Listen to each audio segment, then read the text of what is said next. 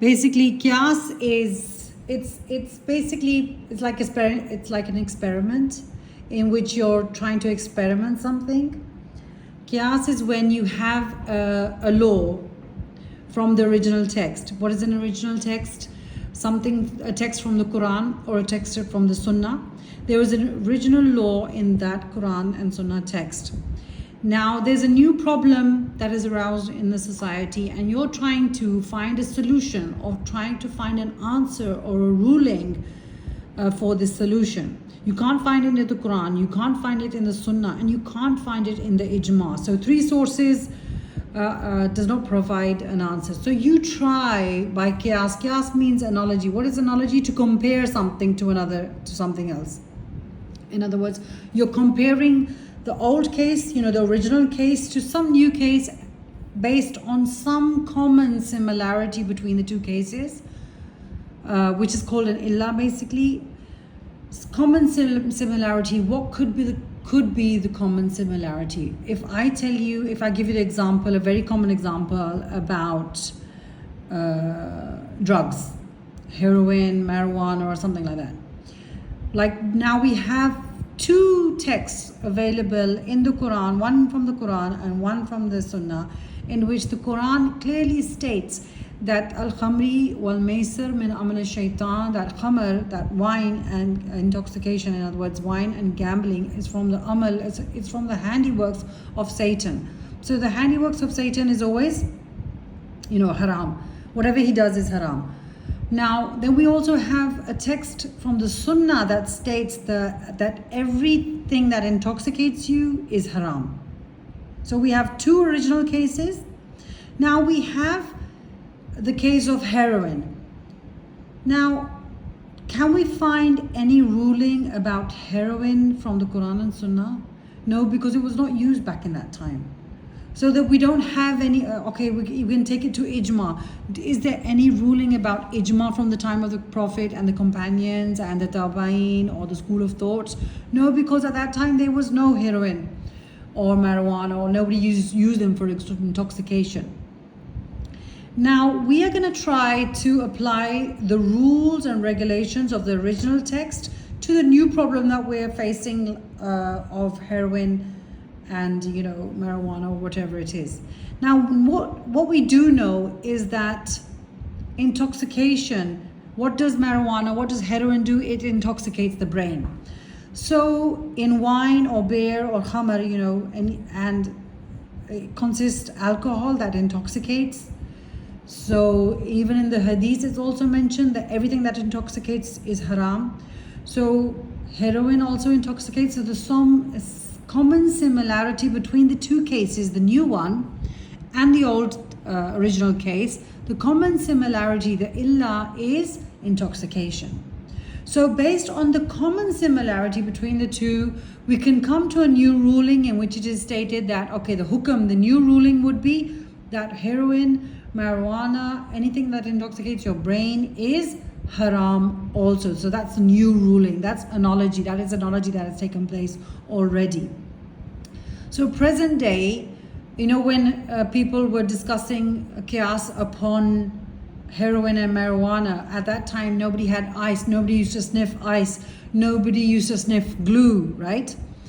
So the same qiyas could also be applied for ice, strawberry, the new forms of intoxications that are being used in the present day, like glue sniffing. When I was young, when I was in England, there was glue sniffing was so bad that kids used to die just because they used to glue sniff.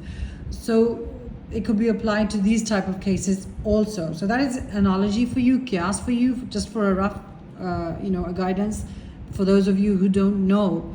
Now what are we going to discuss? That in what circumstances do Sunni Muslims allow the use of qiyas? Why Sunni Muslims? Why is Sunni Muslims mentioned here? Because the Shia Muslims do not use qiyas at all. They don't believe in qiyas at all. So they're not allowed to use it. That's why Sunni Muslims here are mentioned. They use qiyas, but there are some circumstances in which they use the qiyas, right? So can I go on to my next slide? Yes, ma'am. Okay. New case, Quran and Sunnah, no clear ruling. So one thing, I want you to write this down. The new case is called far. It's far ra ain. Far. What is it called?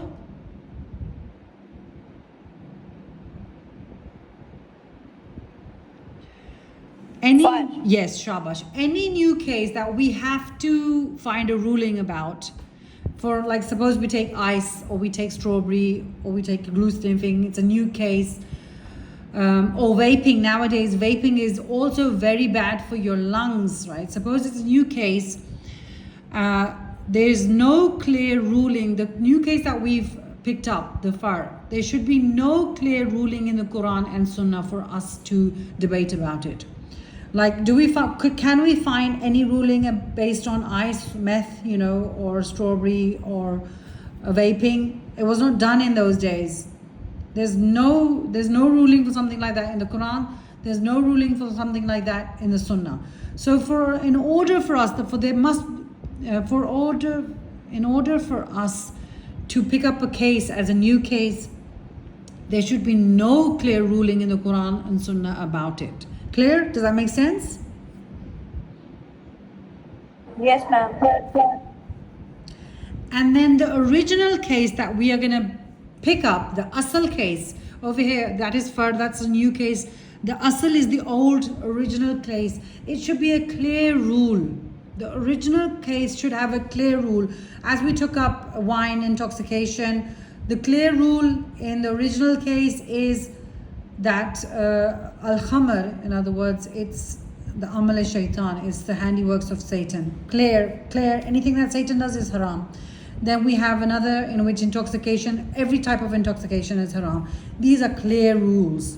It's not like there's no ambiguity in the rule. For example, if I carry on with the same rule in one place, in the original forbidding of wine was mentioned that, okay, intoxication in khamr, there are benefits and there are disadvantages as well. There are advantages and harm in khamr also. Now that saying that wine has benefits and it also harms, isn't that sentence ambiguous?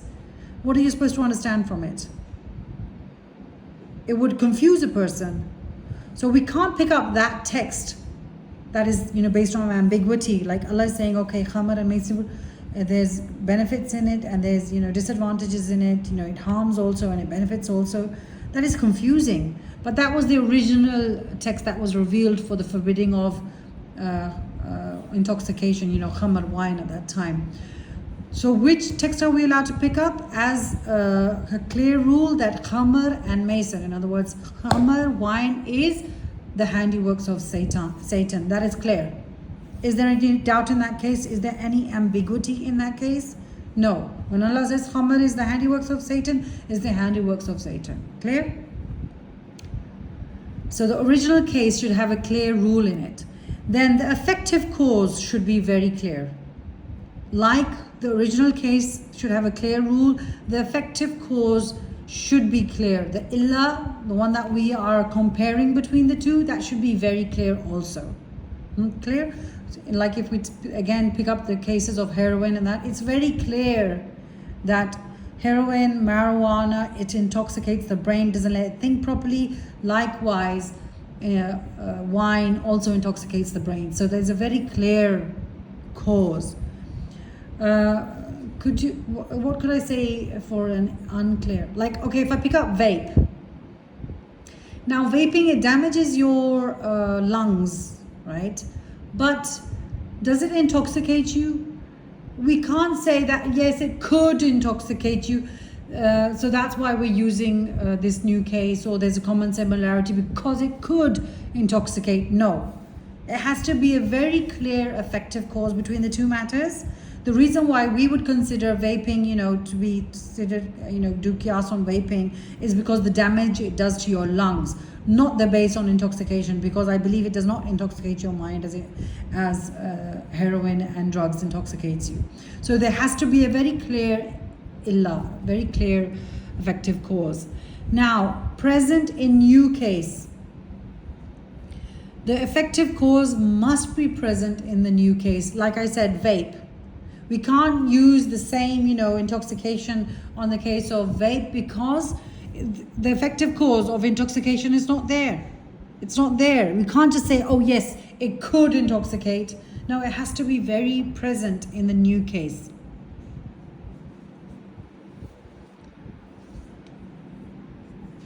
Okay, not specific text.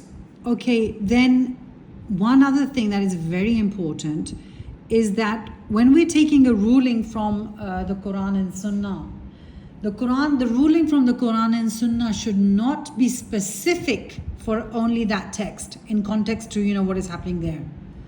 Because some things in the Quran are specifically for that moment only.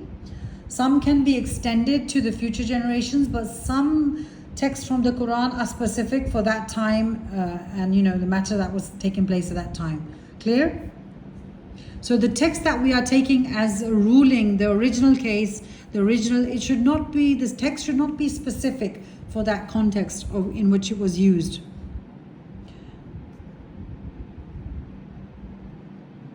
Okay, and not for speculation. What do I mean by not for speculation?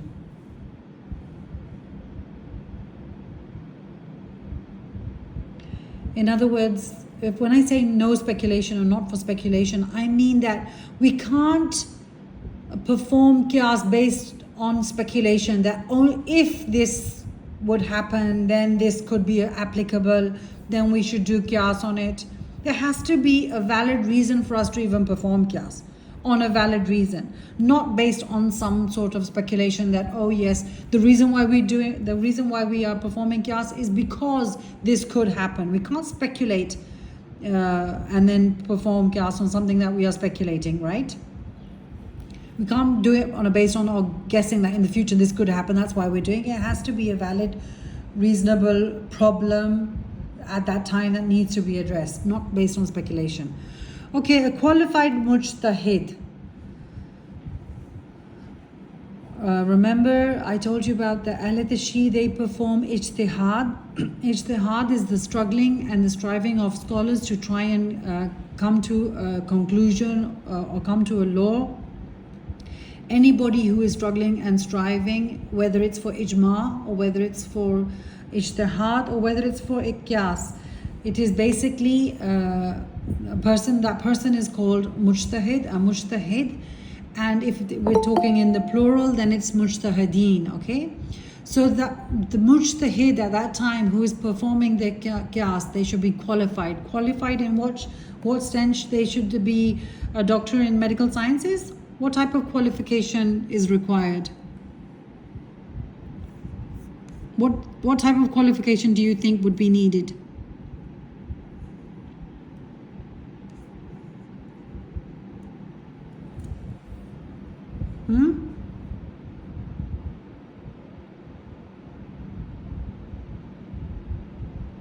What qualification do you think a mujtahid would need to perform qiyas?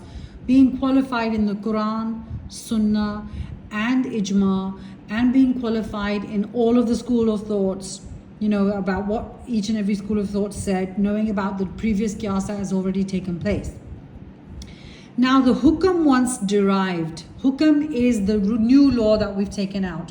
For heroin or for ice, meth or whatever, what would be the new hukam? The hukam would be that, okay, ice is also forbidden, it's also haram because it intoxicates the mind. So that's the new hukam. Now the hukam, no contradiction.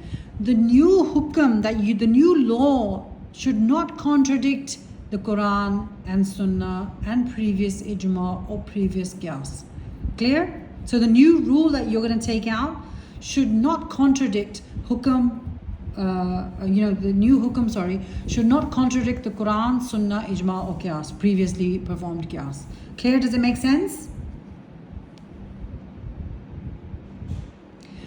Okay, not based on qiyas. What do I mean by not based on qiyas? You will not perform qiyas based on a rule. Remember, where do we have to take our asal from? The Quran and Sunnah, an asal text from the Quran and Sunnah. We will not base our qiyas on a previous qiyas. Clear? We can't say that, okay, we are doing qiyas on a previous qiyas. Like a qiyas was taken out from the Quran and Sunnah, our Quran, our qiyas, our analogy has to be based on the Quran and Sunnah. We can't compare a new case based on a qiyas basically. We can't compare a similarity between the two based on a previous qiyas. It has to be based on the Quran and Sunnah. Did that make sense or did that confuse you all?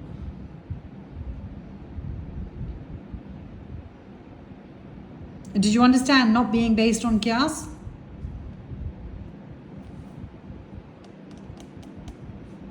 Anybody would like to answer? Did you understand the meaning of this slide, this box that says not based on qiyas? Is anybody gonna speak? Ma'am, can you explain it again? Not based on qiyas. It means that suppose there's a new rule, the one that I want to discuss, the new case. Now a new case has to be based on, it will be compared with, or an analogy will be performed with an old asal case, text from the Quran or Sunnah. What I cannot do is, compare the new case with a qiyas, with suppose a new hukum was made based, a new hukum for qiyas was made. I can't base a new qiyas on a previous qiyas that has already been made.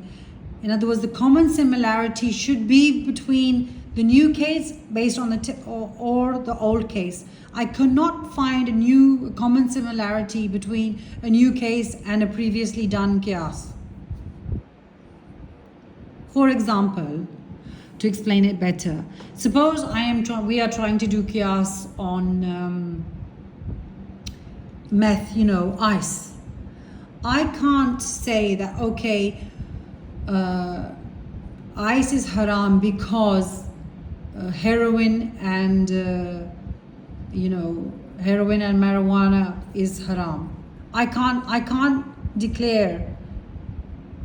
qiyas that, okay, ice is haram just because heroin and marijuana is haram, because heroin and marijuana being haram was based on the Quran and Sunnah text.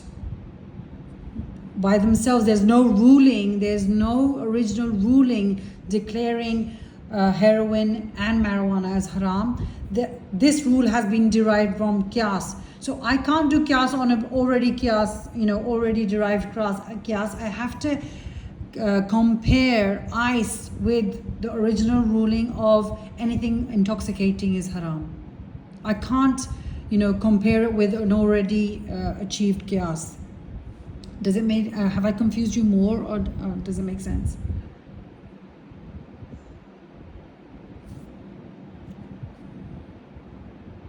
Did anybody understand?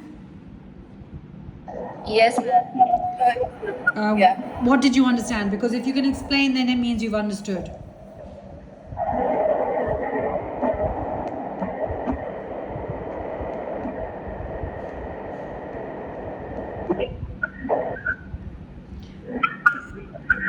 Is somebody going to say something?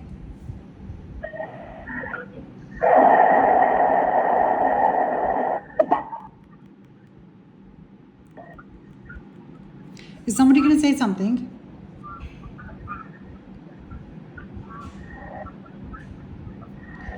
Okay. I think you're confused when it comes to not based on qiyas. My new rule, the new case that I've brought up that needs to be discussed, right? I can't compare it to a case that has already been, a qiyas has been, a rule has been evolved due to qiyas. The new case cannot be compared to an already achieved qiyas. Clear? My new case has to be compared with something from the Quran and Sunnah, not from Qiyas. It can be compared to the Quran, Sunnah and Ijma, but it cannot be compared to the fourth source of law, Qiyas. Clear? Any new case I have to discuss, or the scholars have to discuss, they have to compare it, or they have to derive a new law while comparing it to Ijma, Sunnah or Hadith. They can't compare it to the fourth source of law, Qiyas. That has already been done. Does that make sense now?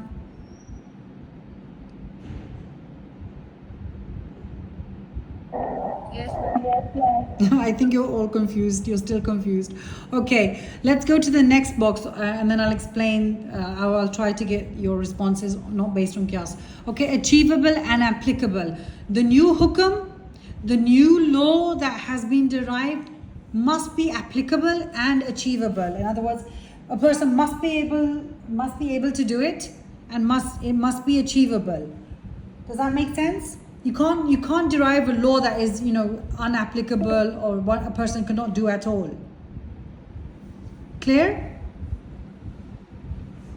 Suppose somebody says, for example, you're not even allowed to look at ice, or you're not even allowed to speak the name of ice or meth or marijuana or heroin. Is that achievable? Is that applicable? Can it happen? No, not at all. And so the law, the rule, like if the hukum is that it's not allowed to be consumed, you're not allowed to smoke it, inhale it, or take it into your body, that is applicable and achievable. But if you say you're not even allowed to say its name, or you're not allowed even to talk about it, or you can't even look at it, that would be something unachievable and unapplicable. Do you understand?